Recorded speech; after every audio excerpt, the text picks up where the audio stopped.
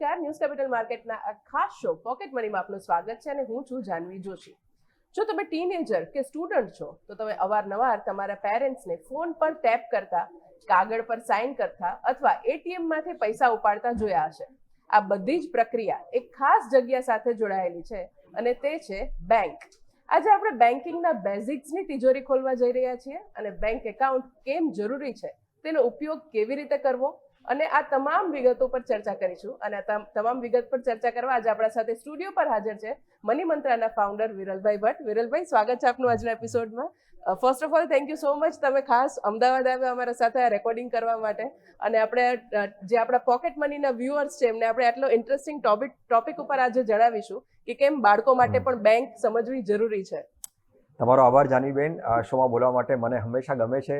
હું મુંબઈથી અહીંયા આવું છું શો કરવા માટે, પણ સ્ટુડિયોમાં આવીને શો કરવાની એક અલગ જ મજા છે. બિલકુલ બિલકુલ. તો આપણે આજે બાળકોને જે આપણે બેઝિક્સ શીખવવા જઈ રહ્યા છીએ એના ઉપર હું આપને સૌથી પહેલા પૂછવા માંગીશ કે આપણે મોટા લોકોના એકાઉન્ટ્સ તો હોય જ છે, પણ હવે બાળકો માટે પણ ખાસ બેંક એકાઉન્ટ્સનું પ્રોવિઝન છે. તો શા માટે બેંક એકાઉન્ટ જરૂરી છે, પહેલા તો ત્યાંથી જ સમજીએ. જો મને તો એવું લાગે છે કે જ્યારે આપણે બાળકોની વાત કરતા હોઈએ છીએ ત્યારે બાળકોના પોઈન્ટ ઓફ વ્યૂથી આપણે બેંકને આપણે એવી રીતે જોઈ શકાય કે આ એક super safe digital piggy bank છે એમની માટે. હવે આજના જમાનામાં તો ડેફિનેટલી આપણે બેન્કિંગનો વ્યવહાર જે આપણે મોટા લોકો છે કે એમના પેરેન્ટ્સની વાત કરીએ તો ડેફિનેટલી ક્યાંક ને ક્યાંક કરતા જ હશે. પણ કેવું છે કે આ જે બેન્કિંગની હેબિટ્સ જે છે એ જેટલી જલ્દી એમના ઓવરઓલ એમની લાઈફમાં આવે અને ક્યાંક ને ક્યાંક આજે નો ડાઉટ ડિજિટલનું પણ પ્રમાણ એટલું બધું વધ્યું છે કે બાળકોને પણ આજે પૈસા આપવાના હોય તો પેટીએમ થાય છે કે પછી યુપીઆઈથી પેમેન્ટ થાય છે, રાઈટ? તો ક્યાંક ને ક્યાંક એમને પણ ડિજિટલ પેમેન્ટ મળે છે. તો કેમ નહીં એક એવું બેંક એકાઉન્ટ કે જ્યાં તમે તમારા પૈસા જે આવે છે તમને કે બાળકને મળે છે, રાઈટ? હવે બાળકના કેસમાં આપણે માઇનર એકાઉન્ટ પણ ડેફિનેટલી ઓપન કરી જ શકીએ છીએ. તો માઇનર જેવી રીતે મોટા લોકોનું બેંક એકાઉન્ટ હોય છે, મેજર લોકોનું બેંક એકાઉન્ટ હોય છે, એવી રીતે માઇનરનું પણ બેંક એકાઉન્ટ હોય છે. અને જે બાળકને જે પૈસા આપવા ઈચ્છે છે એને ડિજિટલી એના જ બેંક એકાઉન્ટમાં ડાયરેક્ટલી ટ્રાન્સફર કરી શકે છે. તો મને લાગે છે કે બાળકોના પોઈન્ટ ઓફ વ્યૂથી એક એમ કહી શકાય કે આ super safe digital piggy bank છે એમની માટે. જી સર, તો આપણે આ તો વાત કરી કે કેવી રીતના બાળકોની ડિજિટલ પિગી બેંક બની શકે જ્યારે બાળકો પાસે પૈસા એકઠા થાય અને પેરેન્ટ્સ એમને બેંકની વિઝિટ પણ કરાવી શકે અને બાળકોને એ બહાને એમની ડિજિટલ પિગી બેંક પણ રેડી થાય. સર, આગળ હું પૂછવા માંગીશ કે આઈડિયલી બાળકોની બેંક એકાઉન્ટ ખોલવાની કોઈ આઈડિયલ એજ હોય છે કે કોઈ એવો ક્રાઇટેરિયા છે કે જેમાં બાળકો એકાઉન્ટ ખોલવાનું એલિજિબિલિટી ધરાવતા હોય? આપણે આમ વિચારીએ ને જાનવીબેન, ક્યારે આપણને બેંક એકાઉન્ટ ઓપન કરવાનું મન થાય એટલે આપણે મેજર લોકોની વાત કરીએ, આપણા લોકોની વાત કરીએ, જ્યારે આપણને પૈસા આવવાનું સ્ટાર્ટ થાય, રાઈટ? હવે સિમિલર વેમાં બાળકના કેસમાં પણ એવું થાય કે જેવો એ બોર્ન થાય ત્યારે એને એમના પેરેન્ટ્સ છે એઝ અ ગિફ્ટ એમને કંઈક આપવા માંગે છે. એવું શુગન હોય છે કે ભાઈ મને આટલા પૈસા આપવા છે. દાદા દાદીની ઈચ્છા હોય, નાના નાનીની ઈચ્છા હોય, ફેમિલી મેમ્બર્સમાં ઘણા લોકોની ઈચ્છા હોય કે એ બાળકને પૈસા જવા જોઈએ.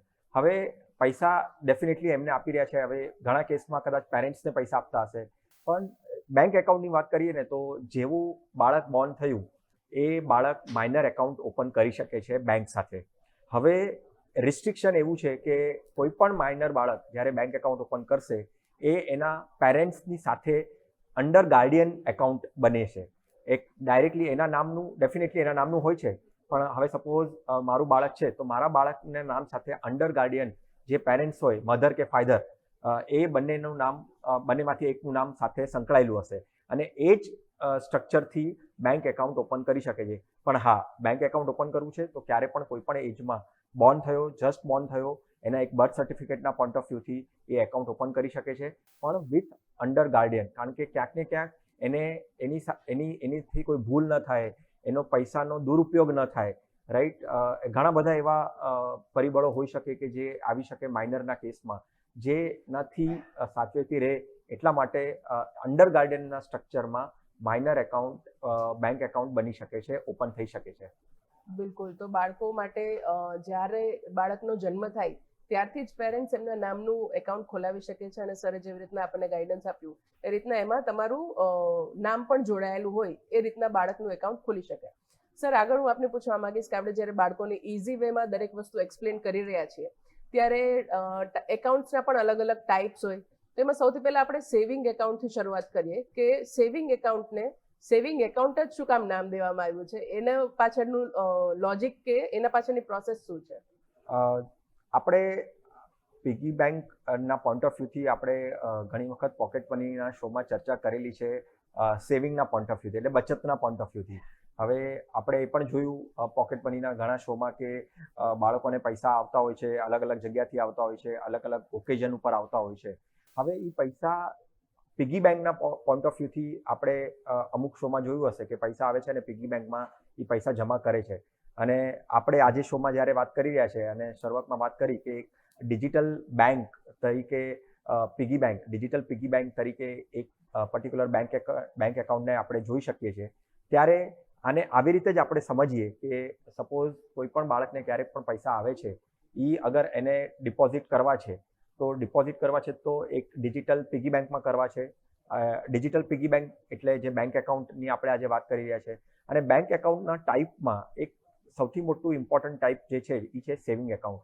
કે ભાઈ તમારા પૈસા જે તમને આવી રહ્યા છે એની જે બચત કરવી છે, એને રાખવા છે, એને એક સેવિંગ એકાઉન્ટનું નામ આપવામાં આવ્યું છે કે તમારા પૈસા ત્યાં સેવ થઈ રહ્યા છે. હવે સેવ થઈ રહ્યા છે તો ડેફિનેટલી કંઈક ઇન્ટરેસ્ટનો પણ ત્યાંનો સવાલ આવે છે કે શું હું જ્યાં પૈસા રાખું છું, બરાબર છે, એના ઉપર કંઈક મને વળતર મળશે કે નહીં, કંઈક ઇન્ટરેસ્ટ મળશે કે નહીં. તો સેવિંગ એકાઉન્ટમાં એક મિનિમમ વળતર મળે છે, જે અલગ અલગ બેંકો અલગ અલગ રીતે કદાચ કોઈ બેંક મંથલી આપતી હશે, કોઈ ક્વાર્ટરલી આપતી હશે, કોઈ એન્યુલાઇઝ બેસિસ ઉપર ઇન્ટરેસ્ટ કેલ્ક્યુલેટ કરીને આપતી હશે જે બેલેન્સ બનેલું છે એના ઉપર. તો સેવિંગ એકાઉન્ટમાં એક મિનિમમ બેલેન્સનો એક ક્રાઇટેરિયા હોય છે અને મિનિમમ બેલેન્સ ક્રાઇટેરિયા સાથે સાથે એક પર્ટિક્યુલર મહિનાઓ પછી એને એક ઇન્ટરેસ્ટ પણ મળે છે કે જે પૈસા ડિપોઝિટ થયા છે, એટલે કે જે પૈસા સેવ થઈ રહ્યા છે, જ્યાં પૈસા સેવ થઈ રહ્યા છે એને આપણે સેવિંગ એકાઉન્ટ કહી શકીએ. બિલકુલ. તો આ સિમ્પલ ભાષામાં સમજાવ્યું એવી રીતના કે જ્યાં પૈસા સેવ થઈ રહ્યા છે એ તમારું સેવિંગ એકાઉન્ટ કહેવાય. સર, આગળ હું પૂછવા માંગીશ કે જનરલી આપણે જ્યારે બાળકોને સમજાવીએ ત્યારે જેમ અલગ અલગ એકાઉન્ટ્સ હોય, તો સેવિંગ એકાઉન્ટ અને કરંટ એકાઉન્ટ આ બંનેનો ડિફરન્સ શું છે અને બંને કેવી રીતના એકબીજાથી અલગ સર્વિસીસ આપે છે? આજના બાળકોની સાથે આપણે વાત કરશું જે 14 વર્ષના, 16 વર્ષના કે જે ટીનેજમાં હશે ને, એને કામ કરવાનું બહુ જ શોખ હશે કે એમના મા બાપને એમને જોયા હશે કે આટલું હાર્ડવર્ક કરે છે, તો એમને હંમેશા ત્યારે એવું વિચારતા હશે કે હું ક્યારે કામ કરતો થઈશ, હું ક્યારે કમાતો થઈશ, જેવી રીતે મારા મા બાપ કમાઈ રહ્યા છે.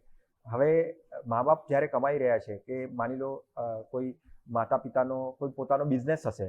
હવે બિઝનેસ માટે હંમેશા એક કરંટ એકાઉન્ટ આવે છે પિક્ચરમાં કે બિઝનેસ એકાઉન્ટ હશે તો ડેફિનેટલી એ કંપનીનું કે સપોઝ માની લો કે કોઈ સોલ પ્રોપ્રાઇટરશિપ હશે તો એને જ્યારે એ બેંકમાં ઓપન કરવા જાય છે એકાઉન્ટને, ત્યારે બેંકવાળો કહે છે કે તમારે સેવિંગ એકાઉન્ટ ઓપન નહીં કરવું પડે, તમારે કરંટ એકાઉન્ટ ઓપન કરવું પડશે.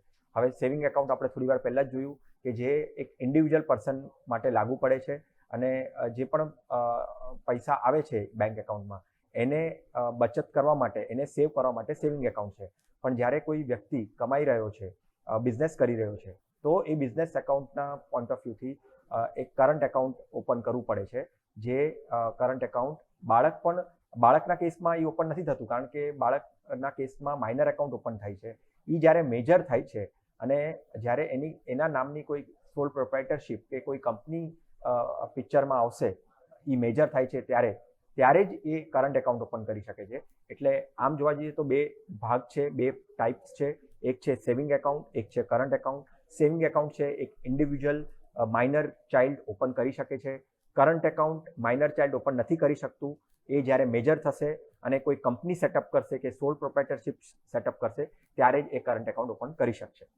બિલકુલ. તો જે પણ બાળકો આજે એમના સ્કૂલ કોલેજીસમાંથી જ એન્ટરપ્રેન્યોરશિપ શીખી રહ્યા છે, આગળ બિઝનેસ કરવા ઈચ્છે છે, એ લોકો માટે આ ખાસ સમજવાની વાત છે કે જ્યારે તમે 18+ યર્સના થશો એ પછી તમે કરંટ એકાઉન્ટ ખોલી શકશો અને તમારા બિઝનેસને એના અંદર એક્સપાન્ડ કરી શકશો. સર, હું આગળ પૂછવા માંગીશ કે જ્યારે આપણે બેન્કિંગની વાત કરી રહ્યા છીએ ત્યારે દરેક લોકોએ એટીએમ શબ્દ તો સાંભળ્યો જ છે, અને જનરલી એક એવી બિલીફ છે કે કેશ વિથડ્રો કરવા માટે એટીએમનો યુઝ થાય છે, પરંતુ એટીએમનો ઉપયોગ આના કરતાં વધારે પણ કંઈક થતો હોય છે. એના વિશે અમને સમજણ આપો. એટીએમ આજના દિવસમાં એમ કહી શકાય કે એક મિની બેંક તરીકે ઉભો રહી રહ્યું છે, અને ઘણા વર્ષોમાં આપણા દેશે પણ એવી પ્રગતિઓ કરી છે કે શું એવું સ્ટ્રક્ચર બને કે જ્યાં તમને ફિઝિકલી બેંકમાં જઈને કોઈ કામ કરવું છે એ જ કામ તમારા કોઈ એક મશીન કરીને આપી શકે, કારણ કે મશીન જગ્યા પણ ઓછી રોકે અને મલ્ટિપલ જગ્યાએ એ સ્ટ્રક્ચર તમે ઊભું કરી શકો છો એનું.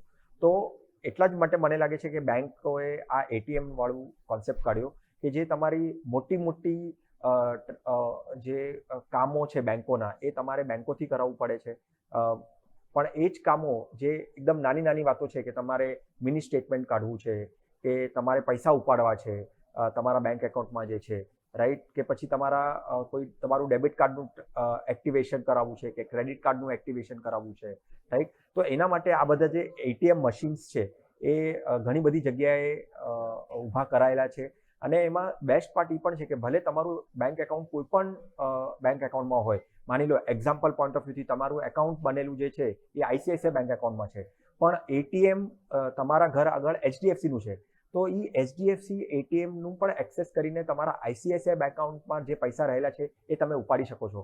તો એક કન્વિનિયન્સી પોઈન્ટ ઓફ વ્યૂથી જે બેંકોનું મોટું જે સ્વરૂપ છે એ જ કામો અગર 50% કામો એક નાના સ્વરૂપમાં એની ટાઈમ મશીન એટીએમ મશીનથી તમારા થઈ શકે, એટલા માટે આ એટીએમ મશીન ઊભા કરાયેલા છે, જે બહુ સરળતાથી તમે જ્યારે કહો છો તમે સેલ્ફ રીતે કારણ કે જ્યારે તમે બેંકમાં જાઓ છો, કારણ કે ઘણી બધી ક્વેરીઝ એવી હોય છે તમારી જે તમારી સાથે કોઈ પર્સન સાથે તમારે કોન્ટેક્ટ કરીને વાતો કરવી પડે છે, પણ એટીએમ સામે કોઈ પર્સન નથી હોતો, મશીન હોય છે, અને મશીન તમને સવાલો પૂછે, એ સવાલના તમે સિમ્પલ રીતે તમે જવાબ આપી દો સ્ક્રીનના ઉપર અને તમારું કામ તમે પતાવી શકો છો. તો બાળકના કેસમાં પણ બાળક પાસે અગર ભલે એણે એનું માઇનર એકાઉન્ટ ઓપન કર્યું હશે અંડર ગાર્ડનમાં, ત્યાં પણ કોઈ એક એને ડેબિટ કાર્ડ મળ્યું હશે, એ ડેબિટ કાર્ડ એ એટીએમથી એનો વપરાશ કરીને એનો યુઝ કરીને એ એક્સેસ કરીને એ ત્યાં કરી શકે છે. બિલકુલ. તો આ વાત થઈ કે કેવી રીતના એટીએમનો કેશ વિથડ્રોલ સિવાય પણ યુઝ થઈ શકે. આ ચર્ચાને આપણે કન્ટિન્યુ રાખીશું, પરંતુ અત્યારે સમય થયો છે એક નાનકડા વિરામનો.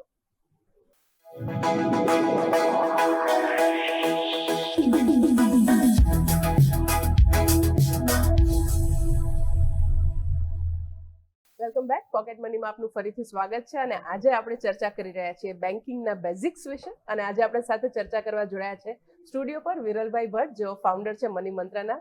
સર, વન્સ અગેન આપનું સ્વાગત છે આજના એપિસોડમાં.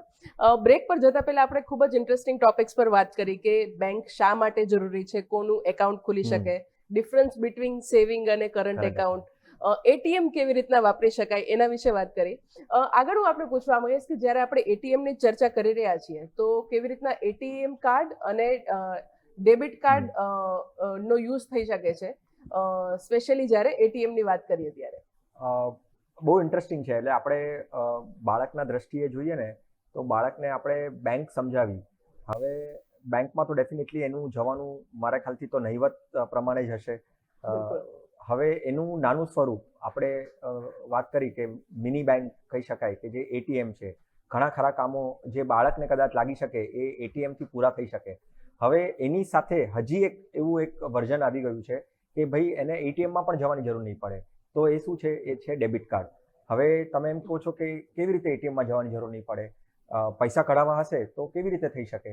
હવે તમને પૈસા કઢાવવા છે તો શેના માટે કઢાવવા છે? બાળકના પોઈન્ટ ઓફ વ્યૂથી વિચારીએ તો શોપિંગ માટે હશે, બરાબર ને? કંઈક એને લેવાની હશે વસ્તુ, એના માટે એને પૈસાની જરૂર પડશે. તો એ કદાચ કહેશે એના મમ્મી પપ્પાને કે મને એટીએમમાં લઈ જાઓ અને મને પૈસાની જરૂર પડી છે, મારે પૈસા કઢાવવા છે. પણ હવે ડેબિટ કાર્ડ મળવા માંડ્યા છે, જે ડેબિટ કાર્ડથી તમારે જે પણ વસ્તુ ખરીદવી હોય એ અને જ્યાંથી પણ ખરીદવી હોય ત્યાં એની પાસે નાનું મશીન હશે. એ ડેબિટ કાર્ડને ખાલી તમારે સ્વાઇપ કરવાનો છે અને એનાથી તમારી શોપિંગ હોય કે કોઈ પણ એવા ખર્ચાઓ છે એ તમે ઓનલાઈનના પોઈન્ટ ઓફ વ્યૂથી પણ તમને કંઈ ઓનલાઈન વસ્તુ લેવી છે ત્યાં પણ તમે ખાલી ઓનલાઈનમાં તમારા ડેબિટ કાર્ડની ડિટેલ્સ નાખીને તમે ડેફિનેટલી એને એક્સેસ કરીને, અને નો ડાઉટ પેરેન્ટ્સ હોવા જોઈએ ફોર શ્યોર, કારણ કે માઇનર ના કેસમાં માઇનર ચાઇલ્ડ અગર બેંક એકાઉન્ટ ઓપન કરે છે અને ડેબિટ કાર્ડ એક્સેસ કરવું હશે તો એ અંડર ગાઈડનના ઓલાથી જ એક્સેસ થઈ શકે છે. ફ્રીલી એ એક્સેસ નહીં કરી શકે. પણ કહેવાની વાત ખાલી અહીંયા ઇમ્પોર્ટન્ટ એ છે કે ડેબિટ કાર્ડથી તમારા જે શોપિંગ કરવાના કે કોઈ પણ વસ્તુ લેવાના જે કામો જે છે એ ડેબિટ કાર્ડથી તમે બહુ જ સહેલાઈથી કરી શકો છો. અને આજે માઇનર હોય કે મેજર હોય તમારા એ એકાઉન્ટ ઓપનિંગ સાથે તમને એક ડેબિટ કાર્ડ મળે જ છે. માઇનરના કેસમાં ખાલી એક એવું છે એટલે ચાઇલ્ડના કેસમાં કે એક અંડર ગાર્ડન એકાઉન્ટ સાથે તમારું એકાઉન્ટ લિંક હોય છે. એની સાથેના રિસ્ટ્રિક્શનના પોઈન્ટ ઓફ વ્યૂથી જ તમે આ જે બધું એક્સેસ જે તમારે કરવાનું હશે એ તમે એક્સેસ કરી શકશો. બિલકુલ. તો બાળકોને ડેબિટ કાર્ડનો ઉપયોગ કરવો પોસિબલ છે, પણ અંડર ગાઈડન્સ. સર, આગળ આપણે વાત કરીએ, જ્યારે બેન્કિંગની વાત કરીએ છીએ ત્યારે ટ્રેડિશનલી ચેકની પ્રોસેસ ઘણા વર્ષોથી ચાલતી આવી છે. પરંતુ જેમ સમય બદલાયો, ટેકનિકલી બધી બદલાઈ, આપણા પાસે નવી ટેકનોલોજીઝ આવી, એ પછી ચેકનો વપરાશ હવે ઘણો ઓછો થઈ ગયો છે. તો હજી પણ શું ચેક રાખવા ઇમ્પોર્ટન્ટ છે કે કોઈ ખાતેદાર અગર ચેક રાખે જ નહીં તો પણ એ વસ્તુ પોસિબલ છે? આમ કહીએ તો થિંગ્સ ઓફ પાસ્ટ છે ચેકની વાત કરીએ તો. અને ડેફિનેટલી મેજરના કેસમાં એટલે આપણા જેવા લોકોના કેસમાં પણ આજે જોઈએ તો ચેક આપણે બહુ જ વપરાશ બહુ જ ઓછો થઈ ગયો છે. હા, એની જરૂર ક્યાંક ને ક્યાંક પડે છે. એટલે મેજરના કેસમાં એટલે જે આપણા લોકોના કેસમાં છે, આપણા એજના કેસમાં તો ક્યાંક ને ક્યાંક જરૂર પડી શકે છે. એટલે રાખવું આપણે હંમેશા કહીએ કે ચેકબુક અગર આવી છે અને ચેક્સ છે તો, કારણ કે ડોક્યુમેન્ટેશનના પોઈન્ટ ઓફ વ્યૂ પણ આજે એની જરૂર પડે છે. તમારે બેંક એકાઉન્ટ રજીસ્ટર કરવું છે કે કોઈ પણ તમે લોન લીધેલી છે તો ક્યાંક ને ક્યાંક મોટાઓને તો ડેફિનેટલી ચેકની જરૂર પડવાની જ છે. નાના કેસમાં તો ક્યાંય પડવાની છે નહીં, કારણ કે પહેલાં તો અગર ચેકબુક આવે પણ છે તો એ અંડર ગાર્ડન સાથેની ચેકબુક હશે. એમને સાઇન કરવાની જરૂર નથી અને એ પણ લીગલ છે પણ નહીં કે એમની સાઇન કરીને એ કોઈને પણ ચેક ઇસ્યુ કરી શકે.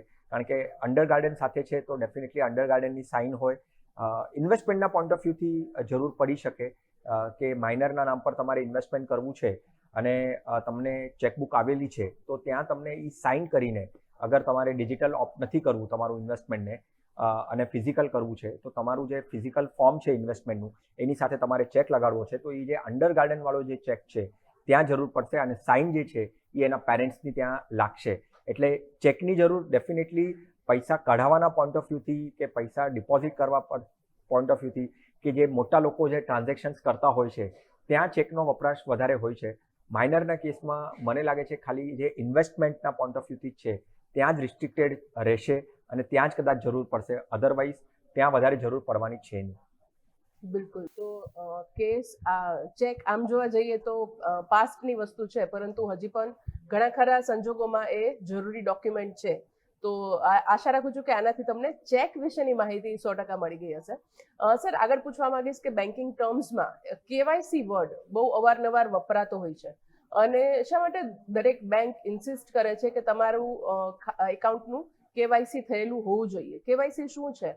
બેઝિક તો અમને ત્યાંથી જ સમજાવવાનું તમે શરૂઆત કરો. કોઈ પણ બાળક છે ને સ્કૂલમાં એડમિશન લે છે તો એને એક આઈડેન્ટિટી કાર્ડ મળે છે. હવે એ જ્યારે આઈડેન્ટિટી કાર્ડ મળે છે ત્યારે અમુક વિગતો સ્કૂલવાળા માંગે છે એ છોકરા પાસેથી, બરાબર છે, જે છોકરા છોકરી જે પણ હશે એ સ્કૂલમાં, બરાબર. તો એટલે વિદ્યાર્થીઓને સ્કૂલમાં એડમિશન વખતે એડમિશન મળ્યા પછી આઈડેન્ટિટી કાર્ડ એક્સેસ કરવા માટે એનું એક એને ઓલું શું કહેવાય એનું એક ઓડિટ થાય કે એ નામ શું છે, એનો રહેવાસ ક્યાં છે, બરાબર છે, એનું બર્થ સર્ટિફિકેટ માંગવામાં આવે છે. તો સિમિલરલી બેંકમાં પણ સૌથી પહેલો સ્ટેપ, અગર એ બેંકમાં તમારે તમારું સેવિંગ એકાઉન્ટ ઓપન કરવું છે કે બાળકનું એકાઉન્ટ ઓપન કરવું છે તો એનું એક કેવાયસી થાય છે જેને કહેવાય નો યોર કસ્ટમર, બરાબર છે. જે તમારો કસ્ટમર છે, આપણા આજના કેસમાં બાળક અગર એ બેંકનો કસ્ટમર છે તો એનું પણ અમુક ડોક્યુમેન્ટ્સ જોશે.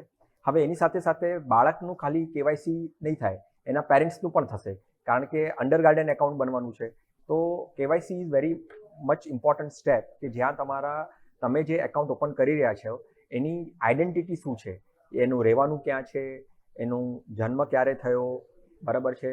હવે પેન કાર્ડ પણ માઇનરના બને છે, કારણ કે તમારે અગર પ્રૂફ રીતે no doubt birth certificate valid છે પણ તમારી પાસે જેવી રીતે પેન કાર્ડ પણ બને છે માઇનરનું તો તમે પેન કાર્ડ પણ એઝ અ પ્રૂફ આપી શકો, કારણ કે ત્યાં બર્થ ડેટ પબ્લિશ થાય છે. તો કેવાયસી બહુ જ એક ઇમ્પોર્ટન્ટ છે અને એક તમારી આઈડેન્ટિટી પૂરી સમજવા માટે ડેટાબેઝના પોઈન્ટ ઓફ વ્યૂથી પણ તમારું એક એકાઉન્ટને પ્રોસેસ કરવા માટે જે વિગતો જોઈએ એ વિગતો પૂરી પાડતી એ જે કેવાયસી જે પ્રોસેસ છે એમાં બધી વિગતો તમારી આવી જશે કે તમે કોણ છો, ક્યાંના રહેવાસી છો, તમારું બર્થ ક્યાં થયો, બર્થ ડેટ શું છે, તમારા ફાધરનું નામ શું છે, તમારા મધરનું નામ શું છે. તો કેવાયસી એક એમ કહી શકાય કે સૌથી પહેલો સ્ટેપ છે કે જ્યારે તમે બેન્કિંગ સાથે જોડાવ છો એને માટે એમને કેવાયસી કરવું પડે છે અને કેવાયસીમાં તમારી બધી વિગતો રહેલી છે જે બહુ જ આસાનીથી બેંકને ખબર પડી શકે કે જે એકાઉન્ટ હોલ્ડર છે એની આખું બેકગ્રાઉન્ડ શું છે અને એ શું કરી રહ્યો છે. તો કેવાયસી કોના માટે જરૂરી છે એના વિશે સરે વાત કરી અને કેવા કેવા પ્રકારના ડોક્યુમેન્ટ્સ પણ તમે કેવાયસીમાં યુઝ કરી શકો એના વિશે પણ સરે આપણને માહિતી આપી. સર આગળ પૂછવા માંગીશ કે જ્યારે બેંક એકાઉન્ટની વાત આવે ત્યારે નોમિની આ શબ્દ પણ બહુ જરૂરી હોય છે. તો આપણે બાળકોને જો ઇઝી લેંગ્વેજમાં સમજાવીએ તો નોમિની એટલે શું અને શા માટે દરેક એકાઉન્ટમાં નોમિની હોવા જરૂરી છે? જ્યારે પણ બેંક એકાઉન્ટમાં પૈસા આવે છે બરાબર છે તો એ પૈસાનો હકદાર કોણ છે બરાબર છે એ પૈસાનો હકદાર નેચરલી જેણે એકાઉન્ટ ઓપન કરેલું છે એનો છે બરાબર છે. હવે એ એકાઉન્ટ હોલ્ડરને કંઈક સંજોગો એવા બન્યા, અંધાર્યા સંજોગો બન્યા અને એ જીવનમાં એમ રહ્યા જ નહીં બરાબર છે, એ ગુજરી ગયા, એમની ડેથ થઈ ગઈ, તો પછી એ પૈસાને ક્લેમ કરવાનો હક કોને રહેશે? તો ડેફિનેટલી નેચરલી એ બેંક એકાઉન્ટની અંદર જે નોમિની હશે એનો સૌથી પહેલો હક બની જાય છે કે એ પૈસાને જઈને એ ક્લેમ કરી શકે છે. એટલા માટે નોમિની પિક્ચરમાં આવે છે. જ્યારે તમે બેંક એકાઉન્ટ ઓપન કરો છો ત્યારે જ તમને બેંક એકાઉન્ટવાળા પૂછે છે કે આ બેંક એકાઉન્ટની અંદર તમારો નોમિની કોણ છે બરાબર છે, એનો લીગલી એનો સાચો હકદાર કોણ છે તમારા ગયા પછી, એટલે તમારી ડેથ થઈ ગઈ તો એના પછી એ પૈસા ક્લેમ કરવા માટે કોઈ આવશે તો એ કોણ આવી શકે? તો એ નોમિની આવી શકે. તો નોમિની એટલા માટે ઇમ્પોર્ટન્ટ છે કે કાંઈ પણ એવા સંજોગો આવી ગયા અને એ પર્સનની ડેથ થઈ ગઈ તો એના પછી એ પૈસા જે બેંક એકાઉન્ટમાં રહેલા છે એને ક્લેમ કરવા હશે કે એ પછી એકાઉન્ટને ટ્રાન્સફર કરવું હશે તો એના માટે જે નોમિની અગર હશે તો એ જે પ્રોસેસ છે એ બહુ જ ઇઝીલી થઈ શકે છે અને નોમિની બહુ જ ઇમ્પોર્ટન્ટ આસ્પેક્ટ છે. ભલે તમારું કોઈ પણ માઇનરનું એકાઉન્ટ અંડર ગાર્ડન હશે તો પણ ત્યાં નોમિની ઇમ્પોર્ટન્ટ છે. ભલે સપોઝ માની લો એક્ઝામ્પલ તરીકે કે કોઈ એક ચાઇલ્ડે માઇનર એકાઉન્ટ ઓપન કર્યું, ત્યાં એણે મધરને અંડર ગાર્ડન બનાવ્યા બરાબર છે, કાં પછી ફાધરને અંડર ગાર્ડન બનાવ્યા, તો નોમિનીમાં અગર ફાધરને અંડર ગાર્ડન બનાવ્યા છે તો મધરને નોમિનીમાં રાખવો પડશે, અગર મધરને અંડર ગાર્ડન બનાવ્યા છે તો ફાધરને નોમિનીમાં રાખી શકે. તો ઇમ્પોર્ટન્ટ એ જ છે કે નોમિની બહુ જ ઇમ્પોર્ટન્ટ પહેલું છે આખા બેંક એકાઉન્ટના સ્ટ્રક્ચરમાં અને સેવિંગ એકાઉન્ટના સ્ટ્રક્ચરમાં કે તમે બેંક એકાઉન્ટ ઓપન કરતા હો કે કોઈ પણ બીજું જે ફાઇનાન્શિયલી કાંઈ પણ ટ્રાન્ઝેક્શન કરતા હો કે ફાઇનાન્શિયલ જ્યાં પૈસાનો વાત આવે છે ત્યાં નોમિની બહુ જ ઇમ્પોર્ટન્ટ છે કે અગર કાંઈ એવો બનાવ બની ગયો અને એ ન રહ્યા તો એનો સાચો હકદાર કે એ પૈસાને ક્લેમ કરવા માટે જે વ્યક્તિ પહેલાં આવી શકે એ નોમિની જ હોઈ શકે. બિલકુલ. તો જેમ સરે કીધું કે નોમિની અગર નથી તમારા એકાઉન્ટમાં તો એ તમારો એકાઉન્ટ પાયા વિહોણું કદાચ બની શકે કારણ કે કોઈ એના ઉપર ક્લેમ કરવાવાળું માણસ જ નથી. સર આગળ પૂછવા માંગીશ કે જનરલી આપણે ઓવરઓલ બેન્કિંગ વિશે તો બાળકોને સમજણ આપી, પરંતુ હજી પણ એવી ઘણી બધી વસ્તુઓ હોય કે જ્યારે નાની ઉંમરમાં હોય, યંગ્સ લોકો હોય તો એ લોકો અવોઇડ કરતા હોય, કોમન મિસ્ટેક્સ એવી કરતા હોય કે જે બેન્કિંગ સમયે એ લોકો મિસ આઉટ કરી જતા હોય. તો આ ક્વિકલી હું સમજવા માંગીશ કે આ મિસ્ટેક્સ કઈ હોય છે? હવે આપણે એજના પોઈન્ટ ઓફ વ્યૂથી વિચારીએ ને કે જે ટીનેજર બાળક હશે, માની લો જેની એજ 13 યર્સ, 14 યર્સ, 15 યર્સની આસપાસ હશે, હવે એમનામાં બધી કરવાની આવડત આવી જાય. હવે આજના સમયમાં તો ફોર શ્યોર એવા ટીનેજર મેં જોયેલા છે કે જેને ઘણું બધું બહુ જ સ્માર્ટલી સમજાતું હોય છે અને આ ડિજિટલના પોઈન્ટ ઓફ વ્યૂથી તો એમના મમ્મી પપ્પાઓ કરતાં પણ વધારે સમજણ એ લોકો ધરાવતા હોય છે. એવા સિનારીઓમાં, એવા કેસમાં સૌથી પહેલાં તો ઇમ્પોર્ટન્ટ છે કે અગર તમે ડેબિટ કાર્ડ યુઝ કરો છો બરાબર છે તમારા બેંક એકાઉન્ટનું, તો એનો જે પિન હોય છે એ પિનને સિક્રેટ રાખવાનો છે, રાઈટ? એ પિન તમારો કોઈને ડિસ્ક્લોઝ નથી કરવાનો, રાઈટ? ઓલ્ધો તમારું એકાઉન્ટ જે છે એ અંડર ગાર્ડન હશે પણ એ અગર કોઈને તમે પિન કહી દીધો તો એનો ગેરફાયદો કોઈ પણ ઉપાડી શકે છે.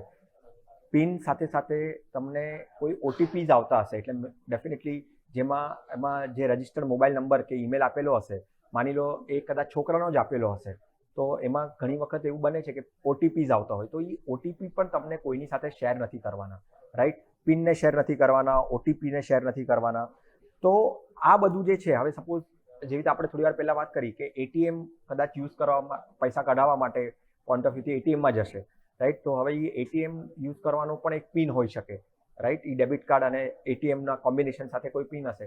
તો આ પિન છે, ઓટીપીસ છે, પાસવર્ડ્સ છે, બરાબર છે. હવે નેટ બેન્કિંગ પર કદાચ યુઝ કરતા હશો તો એમાં પાસવર્ડ આવે છે. તો આ બધા જે કોન્ફિડેન્શિયલ જે બધી વાતો જે છે ને, એ તમને કોઈની સાથે શેર નથી કરવાની. જેટલી ગુપ્ત રાખી શકો એટલી જ ગુપ્ત તમારે રાખવાની છે, કારણ કે એનો મિસયુઝ ક્યારે પણ થઈ શકે છે. પૈસાનો મામલો છે, લોકો બેઠા જ હોય છે કે એનો ગેરફાયદો ઉપાડવા માટે ઘણા લોકો. તો મને લાગે છે કે આ જે બધી વાતો છે ને, જે શીખવી સમજવી બેન્કિંગના પોઈન્ટ ઓફ વ્યૂથી ઇમ્પોર્ટન્ટ છે જ, પણ સાથે સાથે શું વાતો ધ્યાનમાં રાખવી કે જેનાથી કંઈ પ્રોબ્લેમમાં ન આવી શકો, તો એમાંથી કદાચ આ ઇમ્પોર્ટન્ટ બહુ આસ્પેક્ટ છે. બિલકુલ. તો આ બાળકોને બેન્કિંગ્સના કયા કયા મિસ્ટેક્સ ન થવી જોઈએ એના વિશે સરે માહિતી આપી. વિરલભાઈ, આપનો ખૂબ ખૂબ આભાર આ સમગ્ર ચર્ચા કરવા બદલ અને અમારા સાથે જોડાવા બદલ. આશા રાખું છું કે બાળકોને આ બેન્કિંગ રિલેટેડ જે પણ એમના ક્વેરીઝ હશે કે જે એમના સવાલો હશે એ પેરેન્ટ્સ એમને આ એપિસોડ થકી ઇઝીલી કન્વે કરી શકશે. અમારા સાથે જોડાયેલા રહો. નેક્સ્ટ એપિસોડમાં અમે વધારે વિગતવાર ચર્ચા લઈને આવીશું. ત્યાં સુધી જોતા રહો ન્યૂઝ કેપિટલ માર્કેટ. નમસ્કાર.